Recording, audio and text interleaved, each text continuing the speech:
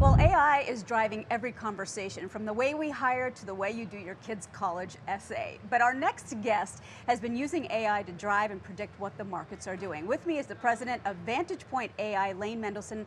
Lane, welcome. Thanks, Joya.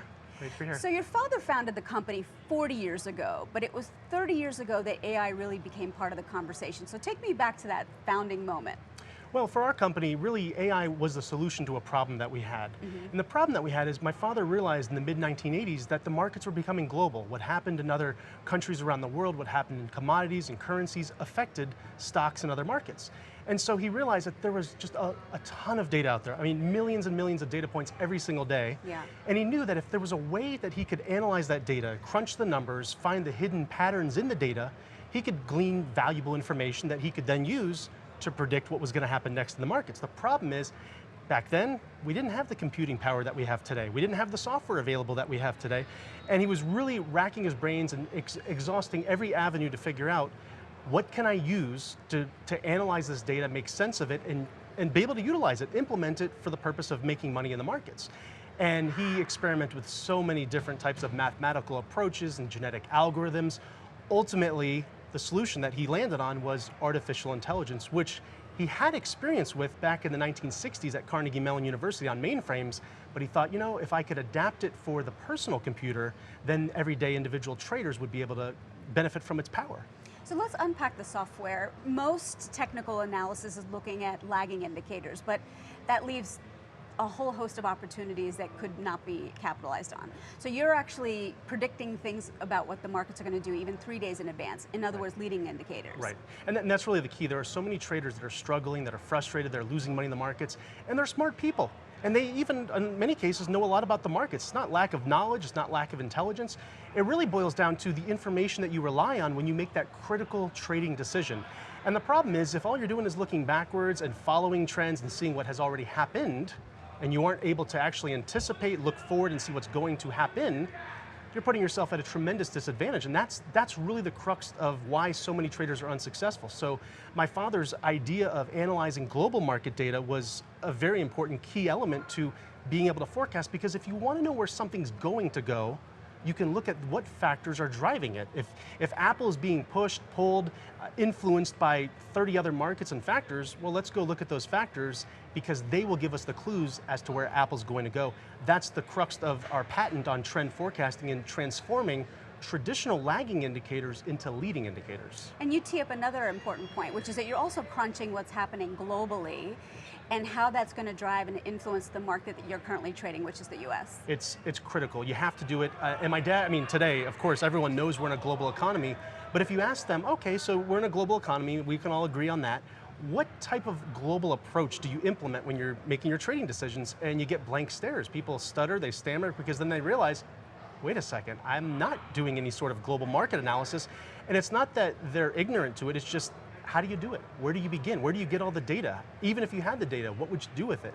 And that was why we created the Intermarket analysis process, which is also a patented technology that we hold, which actually identifies which markets drive, impact, and influence a particular target stock or market, and then it weights it. So if it identifies 30 different markets that affect a stock like Apple, it says, what are those 30 markets, and what influence do those have on Apple?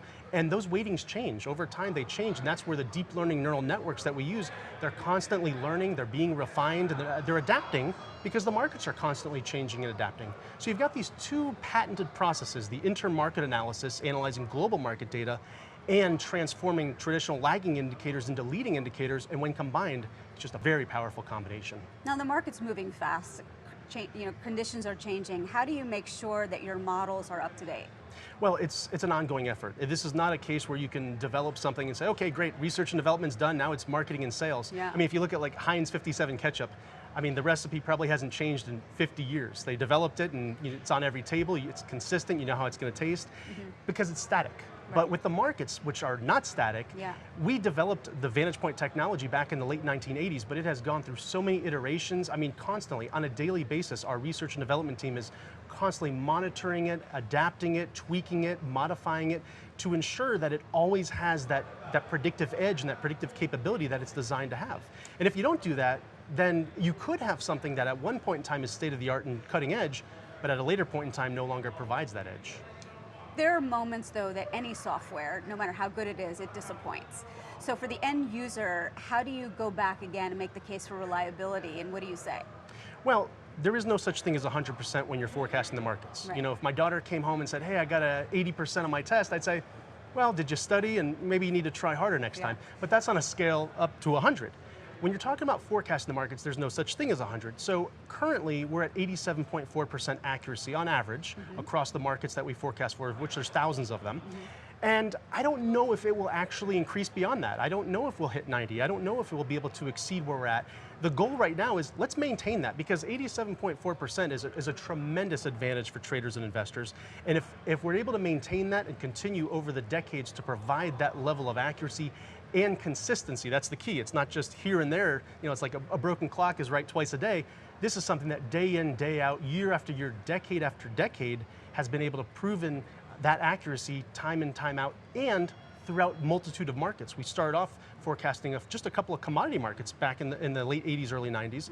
But now, as I said, we're in stocks, commodities, ETFs, even international stocks, crypto, foreign exchange. We've been able to create a patented technology that if you feed it data, it's able to parse that data, sift through it, find those hidden patterns in data that as humans, we wouldn't be able to detect, and use that to then forecast very accurately. There was something interesting in one of the reviews. A 76-year-old woman touches base with one of your coaches every morning to review the trades that she'd picked the night before. So it's a very high-touch service as well. It goes beyond just the software. We're not handing it off to the end user and saying, okay, good luck. You actually have coaches that you also assign. Yeah, it's true. Not everybody needs that level of service, but as a company, you know, my father started the company in 1979, as you mentioned. This is a family business, and we treat our customer base as family members. We actually refer to them as Vantagepoint family members, and so if somebody needs some extra help, some extra assistance, some extra coaching, we want to be there for them and be able to provide that. If you don't need it, that's great. You're off to the races. The software is easy enough to use. It's intuitive enough that you don't need that.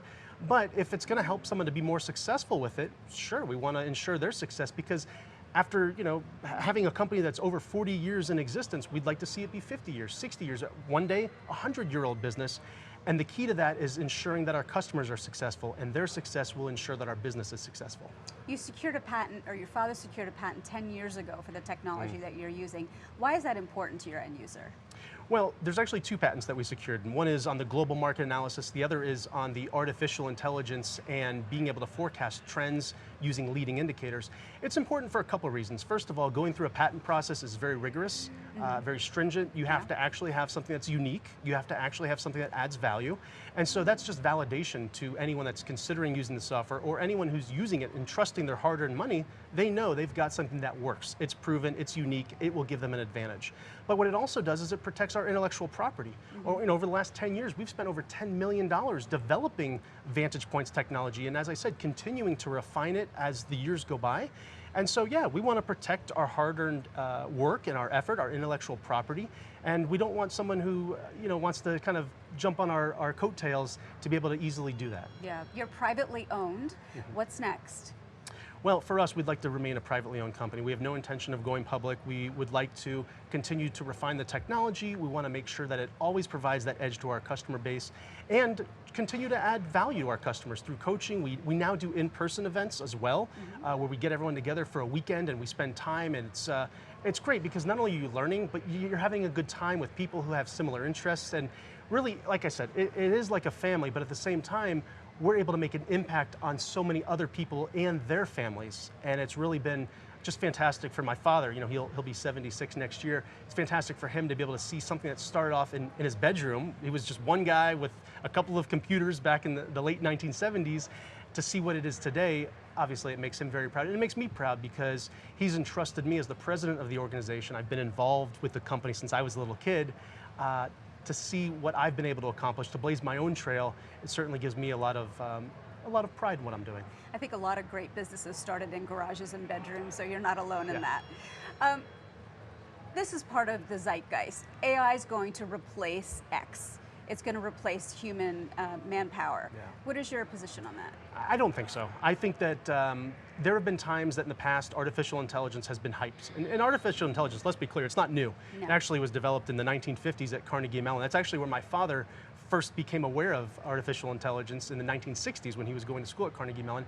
And so it's not a new technology. People are saying it's a revolution. Well, it is revolutionary technology, but what we're seeing right now is just the evolution of the technology that has been in existence for decades. I mean, we've been employing AI for over 30 years already. And so for me, I don't think that it's going to replace humans. I don't think it's going to make people who are employed all of a sudden become unemployed. We believe, and we've seen this, that the best combination and the best use of AI is when you combine it with human intelligence. So you have human intelligence combined with artificial intelligence because people are smart, people are intelligent, they've got observations and insights, and if you can combine that with technology that can do things that humans can't do, now you get the best of both worlds. And I think that's really how people should be looking at it, is not being scared of it or afraid that it's going to replace them, but saying, how can I partner with AI and gain the most advantage from this technology? It's additive, it's enhancement, it's not necessarily Exactly. replacing. What should I have asked you that I haven't asked you? Well, I think the important thing about artificial intelligence is that it's going to continue to evolve, it's going to continue to change, and we're going to continue to find new ways to implement it. One thing that I will say that I think consumers need to be careful of, and this is just a warning, whether it's in the financial industry or any other industry, there are going to be marketers, people that are professional at marketing products and services who are going to say, wow, this is the new shiny object, this is the buzzword, how can we capitalize on this, right? And unfortunately, I've seen this before, where they hype it up, they tout it, even if they themselves aren't experts in AI, or in our case, experts in the financial markets, for example, and they go out there and they say, we can show you the way to riches, it's through AI. And if they don't have the expertise, and it requires an expertise not only in AI, but also in mathematics, computer science, obviously a deep knowledge and understanding of how the financial markets work. If you don't have all of that, you won't have something that's successful. The end user will be disappointed. And so I think there's going to be a lot of consumers that are seeing products being marketed today using AI in the financial space, and they're going to say, oh wow, this is my chance to benefit and capitalize on AI, and they'll be disappointed. I think you've got to do your due diligence. You've got to look at, well, who's developing it? Is it someone that has a long history in developing technology, or is it some no-name person who just, I don't know, crawled out of a swamp somewhere and wants to make a quick buck? You've got to look at the longevity. How long has the technology been in existence? Is it new? Are you going to be their guinea pig, their beta tester? Or is it a proven technology? And then lastly, you have to look at its effectiveness. How effective is this? Does it really work? How long has it been working? Are there people that can validate it, credible people that can validate it? Those are all things that I think are really important. And luckily for us, because of our pedigree and our longevity, over 40 years in business and the patents that we hold, anyone who looks at what we have, they say, wow, these people really are experts. They really have a technology that's unique and effective and that works. I mean, my father was here in New York in 1994 on CNBC television talking about artificial intelligence and forecasting the financial markets. This was before anyone was talking about AI. Yeah. And if you do a little research, you'll see that we really have something that can help people, that can make an impact and change a lot of lives, which is really what our company mission and vision is all about. So Lane, all of a sudden we're seeing a ton of people that are posing as experts on AI and solutions for traders, but are they necessarily the qualified experts? No, and I think what's happened is with the introduction of ChatGPT, it's really just put artificial intelligence right in front of everybody. It's made it accessible to everybody. Now, ChatGPT obviously is not doing deep learning neural networks, and it's not forecasting the markets. For example, when I first became a ChatGPT, the first thing I said was, what's Apple going to do tomorrow? Can't tell you, can't forecast. Right. Then I said, what was Apple's closing price yesterday? It was able to tell me that because it can scrape data and see what happened in the past. Can't tell you what's going to happen in the future. So from that perspective, I didn't see a lot of advantage. But by putting AI in front of everybody and just putting it into the everyday conversation, yes, it has created these AI experts that have come out of seemingly nowhere. And I've even seen some of them. I mean, there was a guy who he's claiming to be an AI expert. He's a marketing expert for sure. I don't think he has any background in AI or the financial markets for that matter. So he's not a market expert, he's a marketing expert. And I think, and I can't prove this, but I think I even saw him selling diet pills where you can lose weight without cutting back on your eating, you can gain muscle without lifting weights. And so you've got people who are, kind of trying to use the AI hook to generate business and a quick buck, but it really it does a disservice to the consumer because they're going to be left with something that's not going to give them an advantage, not going to help them in the markets, and they may even walk away with the incorrect perception that maybe AI doesn't work, and that would be a real shame if that was the case. AI is the buzzword of the moment, whether you understand it or not. It is, and people like to capitalize on that, and even if they don't have the commitment, for us, over 30 years of commitment to AI, for us, this is not a fad, this is not a buzzword, this is something we've been dedicated to, and we will remain dedicated to for the decades to come. Your company is 40 years old, your software is 30 years old, and you can stand on all of that. We'll leave it there. That is Vantagepoint President Lane Mendelson with me today at the New York Stock Exchange. I'm Joy Doss.